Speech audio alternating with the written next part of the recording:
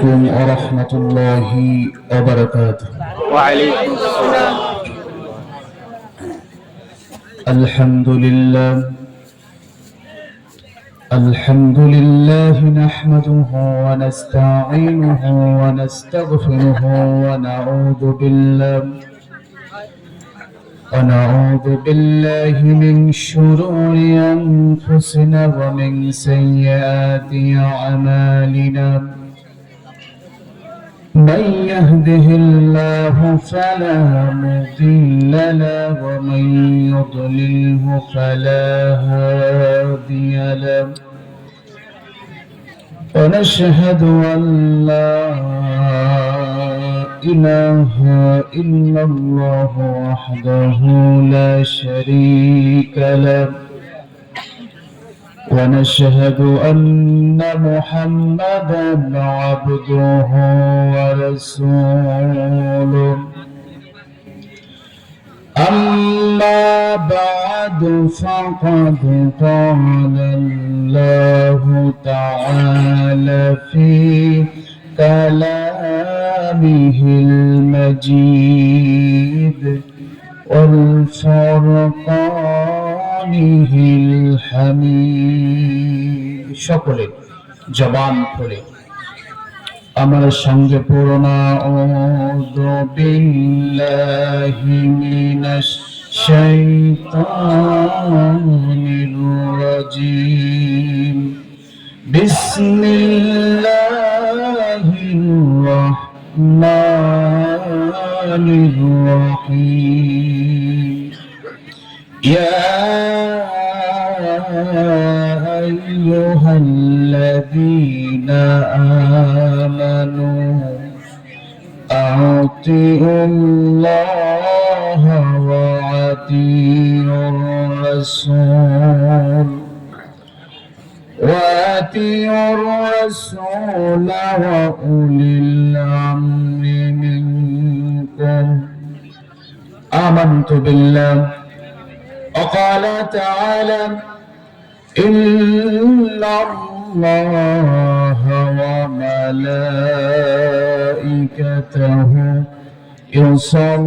يصلون على النبي يا أيها الذين آمنوا صلوا عليه وسلموا تسليما اللهم صل على سيدنا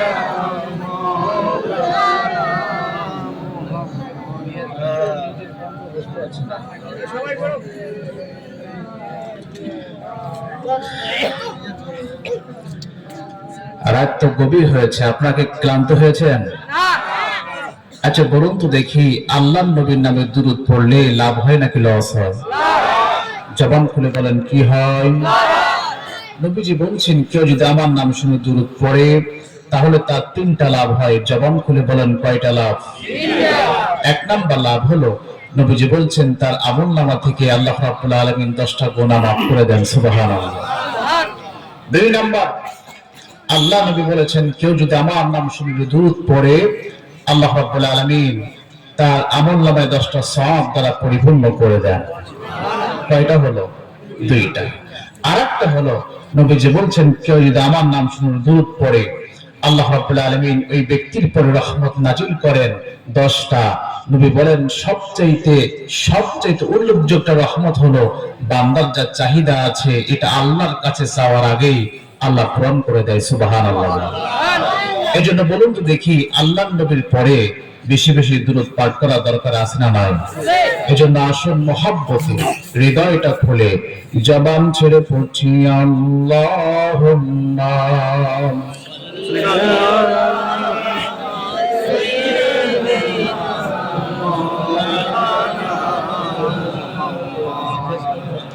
ওয়ালা আলী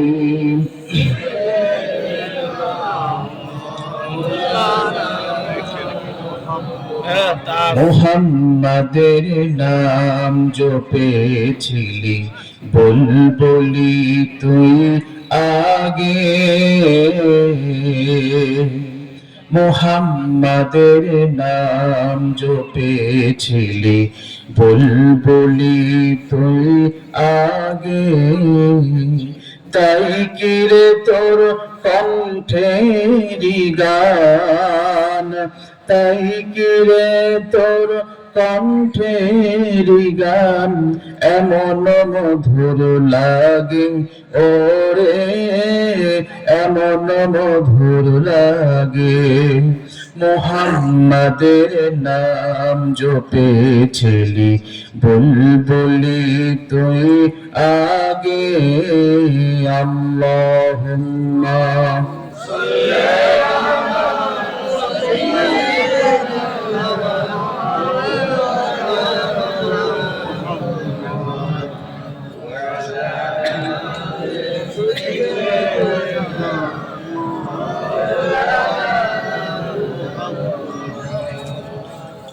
বাংলাদেশের ঐতিহ্যবাহী জেলা রংপুর জেলার গঙ্গাচড়া উপজেলার বালাপাড়া ভাঙ্গা জামে মসজিদের উদ্যোগে আয়োজিত আজকের এই তৃতীয়তম ঐতিহাসিক তাফসীরুল কোরআন মাহফিলের সম্মানিত সভাপতি, এলাকার সর্বজন শ্রদ্ধাভাজন ব্যক্তিত্ব জনাব আলহাজ মোহাম্মদ হাফিজুর রহমান শাহ মাস্টার, আল্লাহ রাব্বুল আলামিন তাকে নেক হায়াত দান করে দেন, সকলে পড়ছি আল্লাহুম্মা আমিন। সভাপতি সাহেব অত্যন্ত অসুস্থ, আল্লাহ রাব্বুল আলামিন তাকে শিফায়ে কামেলা আজিলা দান করুক, সকলে পড়ছি আল্লাহুম্মা আমিন। আজকের মাহফিলের প্রধান অতিথি ব্যারিস্টার মোহাম্মদ মঞ্জুম আলী, আল্লাহ রাব্বুল আলামিন তাকেও জনগণের সেবক হিসেবে কবুল করুন, সকলে পড়ছি আল্লাহুম্মা আমিন। আমন্ত্রিত অতিথিবৃন্দ, আমার আগে আপনাদের সম্মুখে কোরআন এবং হাদিস থেকে সাবলীল ভাষায় কথা বলেছেন রংপুরের কৃতি সন্তান, বিশিষ্ট ইসলামিক চিন্তাবিদ, তরুণ আলোচক জনাব মাওলানা মুসাদ্দেক হোসেন সিদ্দিকী। আল্লাহ রাব্বুল আলামিন আমার প্রিয় ভাইয়ের কণ্ঠকে সারা বাংলাদেশের জন্য কবুল করুন, সকলে পড়ছি আল্লাহুম্মা আমিন। সামনে বসা খালিদ তারিক সাইফুল্লাহর উত্তরসূরি সম্মানিত প্রাণ প্রিয় যুবক ভাইরা, পদ্মান্তর অবস্থানরত সম্মানিত মা এবং বোনেরা, আসুন আমরা আলোচনার শুরুতে সে মহান মনিবের নিকটে শুকরিয়া জ্ঞাপন করছি যে মহান রব আমাদেরকে এলাকার হাজার হাজার মানুষের ভিতর থেকে ছাঁটাই করে বাছাই করে জীবন্ত রেখে, জীবিত রেখে, সুস্থ রেখে কোরআন শোনার জন্য কবুল করেছেন। আমরা খুশি নাকি বেজার? আজকে বলবেন না খুশি নাকি বেজার? তাহলে আমরা জবান খুলে সকলে সেই মনিবের শুকরিয়া জ্ঞাপন করছি, সকলে পড়ছি আলহামদুলিল্লাহ। সাথে সাথে বিশ্ব মানবতার একমাত্র মুক্তির দিশারি, মুক্তির আধার, রাহমাতাল লিল আলামিন, বিশ্ব মানব মণ্ডলীর একমাত্র আদর্শিক শিক্ষক, বিশ্ব নেতার প্রতি সংক্ষিপ্ত দুরূদ, সকলে পড়ছি সাল্লাল্লাহু আলাইহি ওয়াসাল্লাম। মাগফিরাত কামনা করছি সেই শ্রেণীর মধ্যে মুজাহিদের জন্য যারা দিন ইসলাম তথা সত্য এবং ন্যায় প্রতিষ্ঠার সংগ্রাম করতে যে জেল খেটেছেন, জরিমানা দিয়েছেন, ঘর বাড়ি ছেড়েছেন, সর্বোপরি শাহাদাত বরণ করেছেন। আল্লাহ রাব্বুল আলামিন সকলকে দুনিয়া এবং আখিরাতেও সম্মানিত করুন, সকলে পড়ছি আল্লাহুম্মা আমিন। এবং আমাদের পিতামাতা সহ এই দুনিয়ার জমিন থেকে যারা ঈমান বুকিনি গহীন কবরবাসী হয়েছেন, আল্লাহ রাব্বুল আলামিন সকলের জীবনের মুনাফাতাগুলো মাফ করে দিক, সকলে পড়ছি আল্লাহুম্মা আমিন। সম্মানিত উপস্থিতি, মাহফিলের একটা যৌবন সময় থাকে, প্রত্যেকটা জিনিসের একটা মধ্যম সময় বা যৌবন সময় থাকে, সেটা মোটামুটি পেরিয়ে আমরা বৃদ্ধের পথে পদার্পণ করেছি। আল্লাহ রাব্বুল আলামিন চাহিদা যতটুকু আমাদের সময় রেখেছেন সামনে, আমরা কোরআন থেকে কিছু কথা শুনবো, সকলে পড়ছি ইনশাআল্লাহ। আমি ভূমিকায় কথা বলে সময়টাকে আর বেশি নষ্ট করতে চাচ্ছি না। আমি আপনাদের সম্মুখে পবিত্র কুরআনুল কারীমের অন্যতম একটি সূরা, সূরা নিসা থেকে তেলাওয়াত করেছি। সূরা নিসার 59 নম্বর আয়াতে কারিমার অংশ বিশেষ তেলাওয়াত করেছি, যেখানে আল্লাহ রাব্বুল আলামিন আপনার আমার সকলের মনের একটি প্রশ্নের জবাব দিয়েছেন। সুবহানাল্লাহ বলেন।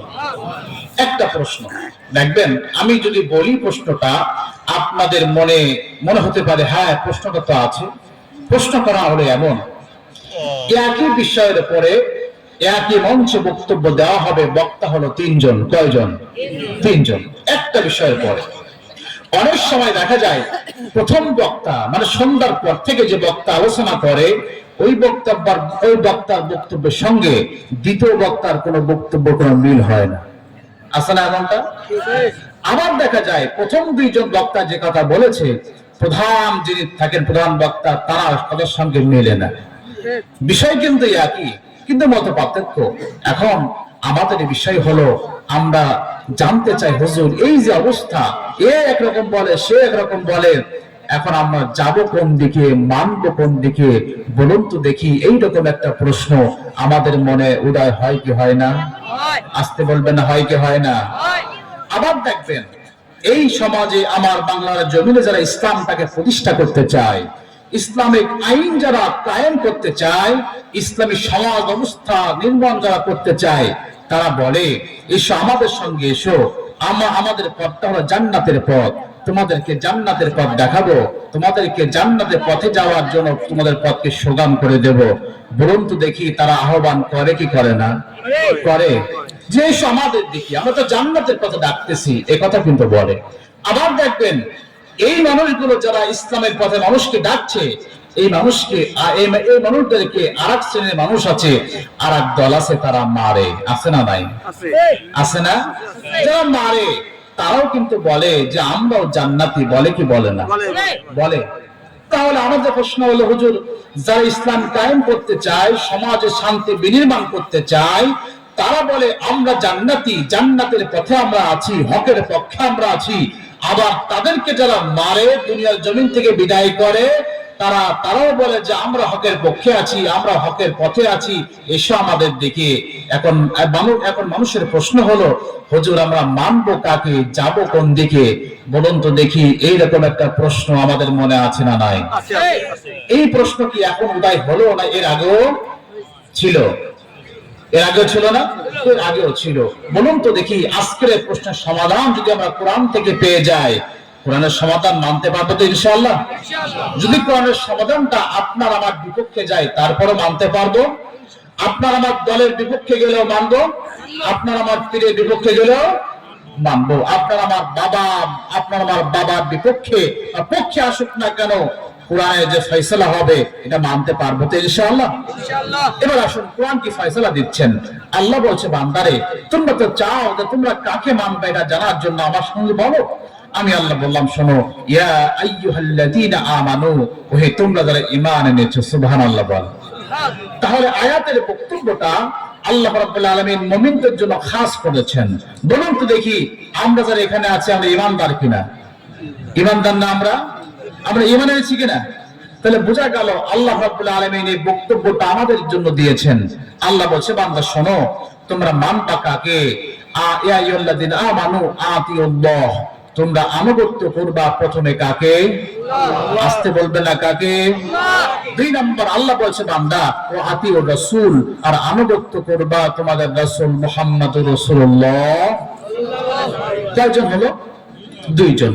আল্লাহ বলছেন ওয়া উলিল আমরি মিনকুম, আর আনুগত্য করবা তোমাদের আমির যিনি হবেন, তোমাদের নেতা যিনি হবেন তাকে আনুগত্য করবা।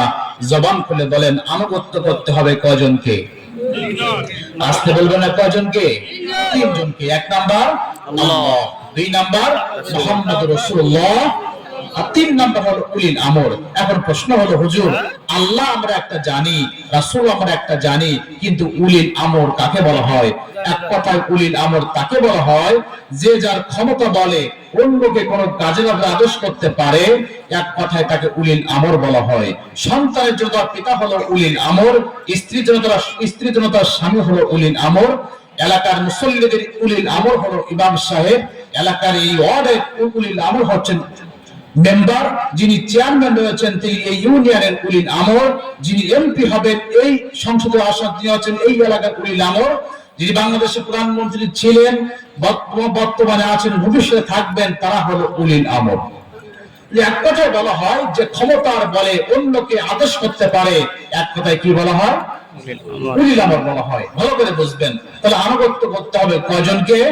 তিনজনকে। এক নাম্বার আল্লাহ, দুই নাম্বার রাসূল, আর তিন নাম্বার উলিল আমর।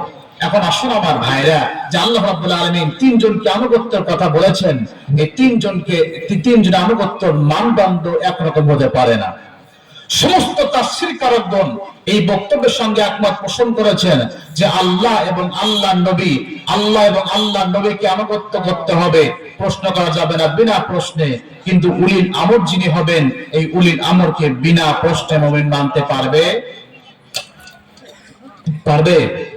আপনার মনে কষ্ট হয়ে গেছে? আপনাদের রাত বেশি হয়েছে? আলোচনা কিছুক্ষণ চলবে ইনশাআল্লাহ। তাকবীর দেন তো, লিল্লাহি তাকবীর, লিল্লাহি তাকবীর। আনুগত্য করতে হবে কয়জনকে? তিনজন। আমার ভাইরা, আল্লাহ রাব্বুল আলামিন আনুগত্যের কথা বলেছেন তিনজনকে। এক নাম্বার হলেন আল্লাহ, দুই নাম্বার হলেন রাসূল, আর তিন নাম্বার হলো উলিল আমর। কিন্তু আমার ভাইরা, সমস্ত তাফসীরকারগণ এই বক্তব্যের সঙ্গে একমত পোষণ করেছেন আল্লাহ এবং আল্লাহর নবীর মানার মানদণ্ড হবে একরকম। আল্লাহ এবং আল্লাহর নবীকে আনুগত্যের মানদণ্ড হবে একরকম, আর উলিল আমর যিনি হবেন তাকে মানার মানদণ্ড হবে একরকম। অর্থাৎ আমার ভাইরা, আল্লাহ এবং আল্লাহর নবীকে আনুগত্য করার ক্ষেত্রে বান্দা কোনো প্রশ্ন করতে পারবে না। আল্লাহ যা বলেছেন, রাসূল যা করেছেন বলেছেন, নিতান্ত গোলামের মতো মানবে। কিন্তু আমার ভাইরা, উলিল আমর যিনি হবেন, দুনিয়াবী নেতা যিনি হবেন, তাকে মানার মানদণ্ড হলো ইসলাম মানলে তুমি আমার নেতা, আমি তোমার মাথায় করে রাখবো। সুন্নাহ মানলাম, আমি তোমার মাথায় করে রাখবো, কিন্তু ইসলাম মানবা না, তোমার মূল্য আমার কাছে তখন থাকবে না। ইসলাম মানলে তুমি আমার নেতা, আমি তোমার মাথায় করে রাখবো, তোমার জন্য জীবনটা পর্যন্ত দিয়ে দিব। কিন্তু ইসলাম মানবা না, আমার জুতার তলার ময়লার দাম আছে, কিন্তু তোমার দাম না আছে। ইসলাম মানবা মাথায় রাখবো, ইসলাম মানবা না, মাথা থেকে পা ফেলতে এক বিন্দু সময় লাগবে না। ঠিক কিনা বল আমার ভাইরা? কিন্তু বাস্তবতা হলো আল্লাহ বলছেন আল্লাহ কি আর আল্লাহ নবীকে বিনা প্রশ্নে মানতে হবে, আর উলিল আমরকে প্রশ্ন ছাড়া মানা যাবে না। কিন্তু বাস্তবতা হলো আমরা ইসলাম দেখে নেতা মানি না, বরং নেতা মানি আমরা টাকা দেখে। কথা বলেন ঠিক কিনা? আমাদের সমাজে আমরা দেখি কোন নেতার টাকা আছে, কোন নেতার পাওয়ার আছে, কোন নেতার ক্ষমতা আছে, আমরা সেটা দেখি। কিন্তু মুমিন হিসাবে এটা দেখা যাবে না যে কার টাকা আছে, কার পয়সা আছে, কার ক্ষমতা আছে। আমি ইমানদার, আমি মুমিন, আল্লাহর পক্ষে যে নেতা আছে, আল্লাহর পক্ষে যারা আহ্বান করতেছে, তাদের পক্ষে দুনিয়ার কোন মানুষ থাকবে না, দুনিয়ার প্রশাসন থাকবে না, দুনিয়ার কোন লোক থাকবে না। তার ক্ষমতায় আজীবন যেতে না পারলেও মুমিনের হিসাবে তাকে মারা আমার জন্য ফরজ করেছেন কে? আমার ভাইরা বলুন তো দেখি, আপনাদের এলাকায় বিবাহ শাদী হয়? এই বিবাহ যদি ইসলাম পন্থা তিন কবুল পড়ে যদি বিবাহ না হয়, বলুন তো দেখি এই বিবাহটা কি বৈধ হবে নাকি অবৈধ হবে? কি হবে? অবৈধ হবে। এই বিবাহের ফলে কোন সন্তান দুনিয়ার জমিনে আগত হলে সন্তানটাও আগত হবে। এবার বলুন তো দেখি, সেজদা দেওয়া এটা কার আইন? আল্লাহকে বলবেন না কার আইন? সেজদা দেওয়ার আল্লাহর আইন। কিন্তু কোন মানুষ যদি মাজারে সেজদা দেয়, কারোর পায়ে সেজদা দেয়, এটাকে আল্লাহর কথা মাফিক সেজদা হলো নাকি? আসতে বলবে না হলো নাকি? রোজা কাকে বলে? রমাদানের রোজা হলো সুবে সাদিক থেকে সূর্যাস্ত পর্যন্ত সমস্ত প্রকার পানাহার এবং স্ত্রী সহবাস থেকে বিরত থাকাকে রোজা বলে। কোন মানুষ যদি আইন জারি করে, আমি ভাত খাবো না, রুটি খাবো না, কিন্তু মাঝে মাঝে পানি খাবো, বলুন তো দেখি তার রোজা হবে নাকি? কেন হবে না? তার কারণ হলো তার রোজাটা ইসলাম মাফিক হয় নাই, আল্লাহ যে পন্থা বলেছেন সেই পন্থা অনুযায়ী তার রোজাটা হয় নাই, তাহলে বোঝা গেল আমার ভাইরা, ইসলাম পন্থা অনুযায়ী বিবাহ না করলে যেমন বিবাহ হয় না, ইসলাম পন্থা অনুযায়ী সেজদা না দিলে যেমন সেজদা হয় না, ইসলাম পন্থা অনুযায়ী রোজা না রাখলে যে রোজা হয় না। আল্লাহ বলছেন শোনো, ওমাইয়াবতাগি গায়রাল ইসলামি দীনান ফালান ইয়াকবালা মিনহু, আল্লাহ বলছে বান্দারে ইসলাম বাদে যা তুমি তালাশ করবা সব হলো বাতিল। ইসলাম বাদ দিয়ে বিবাহ করবা সেটাও বাতিল, ইসলাম বাদ দিয়ে সেজদা দেবা সেটাও বাতিল, ইসলাম বাদ দিয়ে তুমি রোজা রাখবা সেটাও বাতিল। আল্লাহ বলছে বান্দারে সব যখন বাতিল হয়, ইসলাম বাদ দিয়ে নেতা খুঁজবা, এই নেতাও বাতিল। কথা বলেন ঠিক কিনা বলেন? ইসলাম বাদ দিয়ে তুমি যখন নেতা খুঁজবা, নেতা অন্বেষণ করবা, আল্লাহ বলছে বান্দারে ফালাই ইয়াকবালা মিনহু, এই নেতা হলো বাতিল নেতা। কারণটা হলো মুমিনের নেতা হবে তো সে, মুমিনের নেতৃত্ব দেবে তো সেই যে নেতা নিজে ইসলাম মানবে এবং অনুসারীদেরকে ইসলাম মানার জন্য বলবেন। কথা বলেন ঠিক কিনা? আমরা আমাদের সমাজে দেখি অনেক নেতার মিছিল হয়, অনেক নেতার সভা হয়, আজানের সময় আজানের বিরতি দেওয়া হয়, কিন্তু নামাজের সময় বিরতি হয় না, সিনা না। বলুন তো দেখি, সেই অনুষ্ঠানে সেই সভায় আমাদের এলাকার কিছু ইমানদার নামধারী মানুষ যায় কি যায় না? আসতে বলবেন না, যায় কি যায় না? যে নেতার অনুষ্ঠানের সময় আজানের সময় দেওয়া হয় কিন্তু নামাজের সময় দেওয়া হয় না, এই নেতাকে অনুসরণ কখনো কোনো মুমিন করতে পারবে না। কথা বলেন ঠিক কিনা? আমার ভাইরা, উলিল আমর বা নেতাকে বিনা প্রশ্নে কেন মুমিন মানতে পারবে না? আসুন আমরা আয়াতের ৯৭ দিকে আমরা একটু যাই।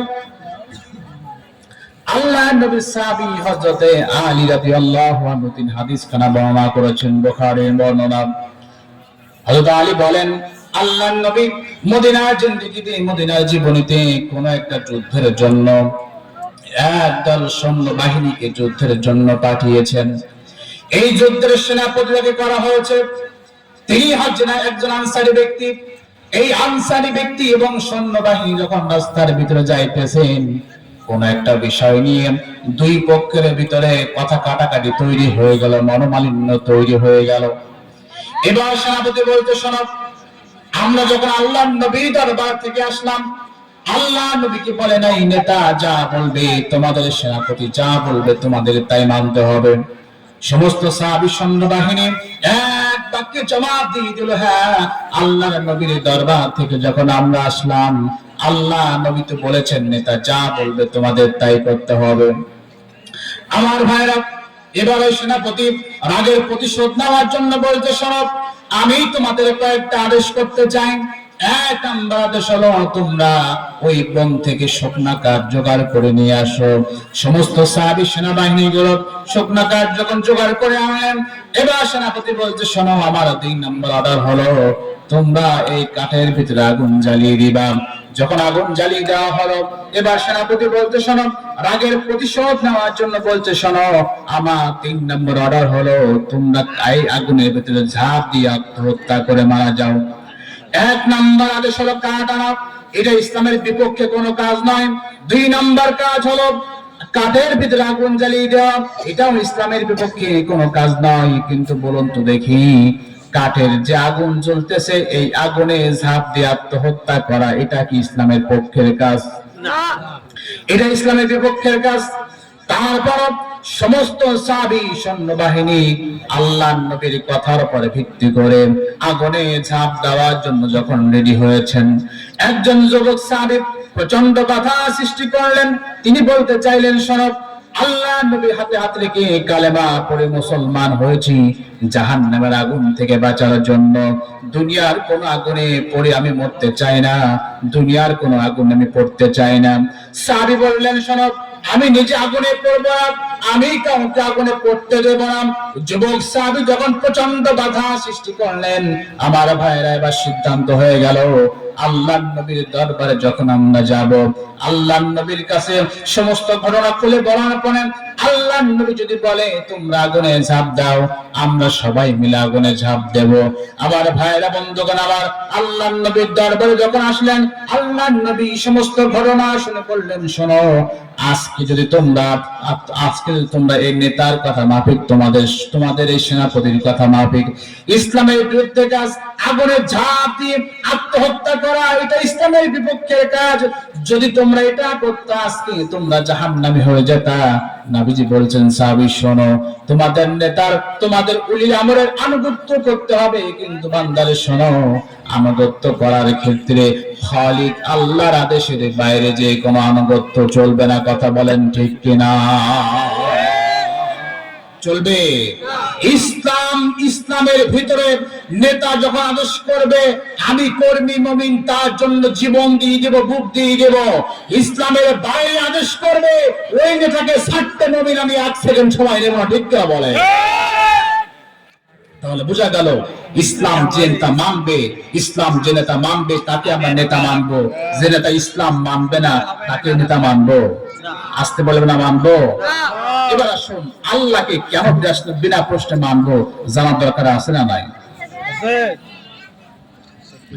আমার ভাইরা, আল্লাহকে বিনা প্রশ্নে কেন আমরা মানবো, তার অনেকগুলো কারণ বলা যায়। 1 নম্বর কারণ হলো, আল্লাহ বলছে, বান্দারে শোনো, আল্লাহ বলছে, বান্দারে শোনো, সৃষ্টি যার, আইন চলবে তার। বলুন তো দেখি, আমাদের সৃষ্টি করেছেন তিনি কে? আমাদের সৃষ্টি করেছেন আল্লাহ। আমাদের কিসে ভালো হয়, আমাদের কিসে মন্দ হয়, কিসে আমাদের উপকার হবে, বলুন তো দেখি, এটা আমাদের চাইতে ভালো জানেন তিনি কে? আসতে বলবেন না, ভালো জানেন তিনি কে? এবার বলুন, এই দুনিয়া জমিনের মালিক কে? আসতে বলবেন না, মালিক কে? আপনার আমার মনে হতে পারে আপনি আমি 2 তলা বিল্ডিং এর মালিক, আপনার আমার মনে হতে পারে আমি 5 তলা বিল্ডিং এর মালিক। কিন্তু বন্ধুরে, একটু চিন্তার জগতে ঢুকে যান, একটু খেয়াল করে দেখুন, আপনি যে 5 তলা বিল্ডিং এর মালিক হয়েছেন, এই যে বালাপাড়া এলাকার ভিতরে এখান থেকে 100 বছর আগে যারা ছিল, বলুন তো দেখি, আজকে তাদের খুঁজে পাওয়া যায় নাকি? কথা বলেন, কষ্ট হচ্ছে আপনাদের? এখান থেকে 100 বছর পরে আমরা যারা আছি, আমাদেরকে খুঁজে পাওয়া যাবে নাকি? তাহলে বোঝা গেল, 100 বছর আগে যারা এই বালাপাড়া এলাকায় ছিল, আজকে তাদের খুঁজে পাওয়া যায় না। আবার আমরা যারা আছি, 100 বছর পরে আমাদের কোনো অস্তিত্ব বিলীন হয়ে যাবে। আমি আমার বাবার কথা বলতে পারি, আমি আমার দাদার কথা বলতে পারি, আমি আমার দাদার বাবার কথা বলতে পারি, কিন্তু তার বাবা কে ছিলেন, তার বাবা কে ছিলেন, তার বাবা কে ছিলেন, এটা আমি বলতে পারবো না। আমার মনে হয় 90% মানুষ তার দাদার বাবার নামটুকু বলতে পারবে না। এটাই হলো দুনিয়া, যে দুনিয়ার ভিতরে আপনি চোখ বন্ধ করলে পরে, দুনিয়ার জমিন থেকে বিদায় নিলে পরে, কয়েক মুহূর্ত পরে দুনিয়ার মানুষেরা আপনাকে ভুলে যাবে। আমার ভাইরা, এর একটা মাত্র কারণ হলো যে দুনিয়ার জমিনে আপনি ভয় করতেছি, যে জমিনের জন্য, একার জমিনের জন্য ভাই ভাইয়ের মাথায় বাড়ি মারতেছি, জবান খুলে বলেন, সেই জমিনের প্রকৃত মালিক কে? ভালো করে বুঝবেন। বলুন তো দেখি, আপনাদের এই যে রংপুর শহরে ঘর ভাড়া দেওয়া হয় কি হয় না? হয়। এই ঘর ভাড়া দেওয়ার সময় আপনার উঠতেছেন, বসতেছেন, মনে হচ্ছে যেন কথা বলার কারণে আপনারা বিরক্ত হচ্ছেন। বিরক্ত হচ্ছেন আপনারা? উঠতেছেন কেন ভাই? উঠবেন না, কেউ বুঝবেন না। পরিবেশ একটা মেনটেন করতে হবে কথা শোনার জন্য। তাহলে বুঝলাম, রংপুর শহরে ঘর ভাড়া দেওয়া হয়। এই ঘর ভাড়া দেওয়ার সময় আমার দিকে তাকান, মালিক পক্ষ সত্য দিয়ে দেয়। সত্য করা এমন হয়, শোনো, আমার বাড়ি থাকতে গেলে তোমাকে মাসের 5 তারিখে ভাড়া পরিশোধ করতে হবে। বাড়ির মালিক বলে কি বলে না? বলে। আমার বাড়ি থাকতে গেলে তোমাকে রাত 10টায় বাড়িতে ফিরতে হবে। আমার বাড়ি থাকতে গেলে গান বাজনা চলবে না। বলুন তো দেখি, এই কথা বাড়ির মালিক বলে কি বলে না? বলে। বলার পরে বলুন তো দেখি, এবার বলুন, যদি কোন ভাড়াটিয়া মালিকের এই কথা অমান্য করে, বাড়ির মালিক কি ভাড়াটিয়াকে রাখবে? আসতে বলবে না, রাখবে? তাহলে দুনিয়ার জমিনের সামান্য 2 তলা, 5 তলা, 10 তলা, 20 তলা টিন শেডের বাড়ির মালিক হওয়ার পরে যদি আপনার বাড়ির মালিক বাড়ির ভাড়াটা আপনার কত আসলে আপনি বাহির করে দেন, তাম দুনিয়ার মালিক আল্লাহ।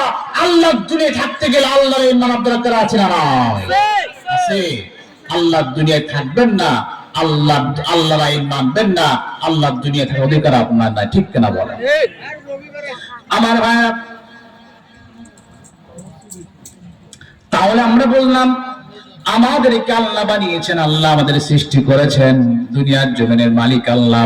এজন্য আমরা আল্লাহকে মানবো। আল্লাহকে আমরা কেন মানবো? তার 2 নম্বর কারণ হলো, আল্লাহ বলছে বান্দারে শোনো, তাবারাকাল্লাযী বিয়াদিহিল মুলক ওয়া হুয়া আলা কুল্লি শাইইন কাদির। আমি এমন এক আল্লাহ যে আল্লাহর কাছে রয়েছে সব ক্ষমতা। জবান খুলে বলেন সমস্ত ক্ষমতার মালিক কে? ভালো করে বুঝবেন।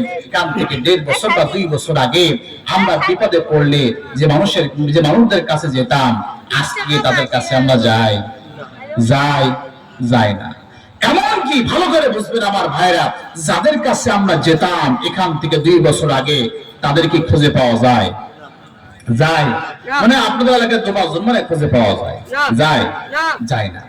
এবার বলুন, 2 বছর আগে আমরা যেতাম আর এখন যায় না, এর কারণ কি বলেন? কারণটা হলো তাদের কাছে কি নাই? ক্ষমতা নাই। জবান খুলে বলেন কি নাই? আরো জোরে বলেন কি নাই? ক্ষমতা নাই। এবার বলুন, বর্তমানে যারা আমরা বিপদে পড়লে যাদের কাছে যাই, অতীতে কি তাদের কাছে যেতাম না, আজকে যাই। বর্তমানে যাদের কাছে যায়, আগামীতেও তারা ক্ষমতায় থাকবে এমন কোন গ্যারান্টি আছে না। তাহলে বোঝা গেল, যারা ক্ষমতায় ছিল আজকে নাই, বর্তমানে যারা ক্ষমতা আছে আগামী থাকবে কোনো গ্যারান্টি নাই। কিন্তু আমাদের খাস্তাত হলো ক্ষমতা যেদিকে আমরা যাই সেদিকে। ঠিক কিনা বলা? ক্ষমতার পাল্লা যার দিকে ভারী হয় আমরা তার দিকে যাই। এবার বলুন তো দেখি, আমার আল্লাহর ক্ষমতা আছে না নাই? দুনিয়ার জমিনে ফিরাউন ক্ষমতার মালিক ছিল, আজকে নাই। নমরুদ ক্ষমতার মালিক ছিল, আজকে নাই। হারাম ক্ষমতার মালিক ছিল, আজকে নাই। আমার ভাইরা, আবু জাহাল ক্ষমতার মালিক ছিল, আজকে নাই। হাসিনা ক্ষমতার মালিক ছিল, আজকে নাই। বর্তমানে ক্ষমতার মালিক থাকবে, আগামীতে থাকবে না। আমার আল্লাহ ক্ষমতায় ছিল, আমার আল্লাহ ক্ষমতায় আছে, আমার আল্লাহ ক্ষমতায় থাকবে। আইন মানতে সেই আল্লাহ আইন মানতে দরকার আছে না? আল্লাহ আইন ছাড়া আইন আপনি মানবে, কারণ হলো আল্লাহ ক্ষমতায় বসেছেন, আল্লাহর ক্ষমতা থেকে কেউ নড়াতে পারবে? আইন মানতে হলে সেই আল্লাহর আইন মানার দরকার আছে না নাই? আমার ভাই, আল্লাহ আমরা কেন মানবো? তার 3 নাম্বার কারণ হলো, আল্লাহ বলছে বান্দারে শোনো, আমি এমন রব, আমি এমন এক আল্লাহ যে আল্লাহ ছাড়া দুনিয়ার জমিনে তোমাদের কোনো বন্ধু নাই, তোমাদের কোনো দেবক না। আল্লাহ বলছে বান্দারে শোনো, আমালাকুম মিন দুনিল্লাহি মিন ওয়ালিয়্যিন ওয়ালা নাসীর। আল্লাহ বলছে বান্দারে, আমালাকুম মিন দুনিল্লাহি মিন ওয়ালিয়্যিন ওয়ালা নাসীর। আল্লাহ বলে বান্দারে শোনো, তোমাদের জন্য দুনিয়ার জমিনে আমি আল্লাহ ছাড়া কোনো সাহায্যকারী নাই, কোনো বন্ধু নাই। জবান খুলে বলেন, আমাদের সাহায্য করেন তিনি কে? আসতে বলবেন না তিনি কে? আমাদের বন্ধু রয়েছেন তিনি কে? আমরা বিপদে পড়লে, মুসিবতে পড়লে আমরা কার কাছে শরণাপন্ন হই? আসতে বলে কার কাছে যাই? আমার ভাইরা, আমি যখন মায়ের পেটের ভেতরে ছিলাম, দুনিয়ার জমিনে আপনার আমার মা বাবা আপনার আমার জন্য খাদ্যের কোনো ব্যবস্থা সেখানে কিন্তু করে নাই, করেছিল? দুনিয়ার কোনো ডাক্তার আপনার আমার মায়ের পেট ফেড়ে সেখানে আপনার আমার জন্য খাবারের ব্যবস্থা করে নাই। দুনিয়ার কোনো বিজ্ঞানী আপনার আমার খাবারের ব্যবস্থা করতে পারে নাই। এমনকি আপনি আমি মায়ের পেটে থাকাকালীন আল্লাহর কাছে খাবার পর্যন্ত চাই নাই, না চাইতে খাবারের ব্যবস্থা করেছেন তিনি কে? আসতে বলবেন না তিনি কে? বিপদে পড়লে আমরা ডাকি কার? আসতে বলবেন না ডাকি কার? ভূমিকম্পের সময় ডেকেছিলাম কার? আসতে বলবেন ডেকেছিলাম কার? ভোট দেওয়ার সময় ডাকবো কাকে? ভূমিকম্পের সময়, বিপদের সময় যে আল্লাহকে ডেকেছি, ভোট দেওয়ার সময় সে আল্লাহকে ডাকার দরকার আছে না নাই? একদিন ভুল করবেন, 5 বছর ভোগবেন, একদিন সঠিক সিদ্ধান্ত নেবেন, 5 বছর ভালো থাকবেন। কথা বলেন ঠিক কিনা? আমার ভাইরা, তাহলে বুঝা গেল দুনিয়ার জমিনে আমার আল্লাহ ছাড়া আমার কোনো বন্ধু নাই, আমার কোনো সাহায্যকারী নাই। আমার ভাইরা, আল্লাহর নবী মদিনায় থাকতে, মক্কায় থাকতে পারলেন না। মক্কা থেকে আল্লাহর নবী যখন মদিনায় হিজরত করে চলে গেলেন, যাওয়ার সময় আবু বকরকে নিয়ে নবীজি আমার যখন মদিনার দিকে যাত্রা শুরু করেছেন, প্রতিমধ্যে দিন হয়ে গিয়েছে। দিন হওয়ার কারণে আল্লাহর নবী হযরত আবু বকরকে নিয়ে একটা গুহার ভিতরে আশ্রয় গ্রহণ করেছেন। একটু পরে তিনি দেখতে পেলেন আবু বকরের চোখ দিয়ে টপ টপ টপ টপ করে পানি পড়তেছে। নবীজি বলছে, আবু বকর, তুমি কাঁদছো কেন? আবু বকর, তোমার কি বাড়ির কথা মনে পড়ছে নাকি? তোমার কি সন্তানের কথা মনে পড়ছে নাকি তোমার সম্পদের কথা মনে পড়ছে? জানতে চাই। আবু বকর বলছে, ইয়া রাসূলুল্লাহ, যেদিন আপনার হাতে হাত রেখে কালেমা পড়ে মুসলমান হয়েছি গো নবীজি, সেই দিন থেকে আমি আমার সন্তান, আমি আমার সম্পদ, পিতামাতা, এমনকি দুনিয়ার সব মায়া ত্যাগ করেছি। আমি আল্লাহ এবং আল্লাহর নবীকে আমার জীবনের চাইতে বেশি ভালোবেসেছি।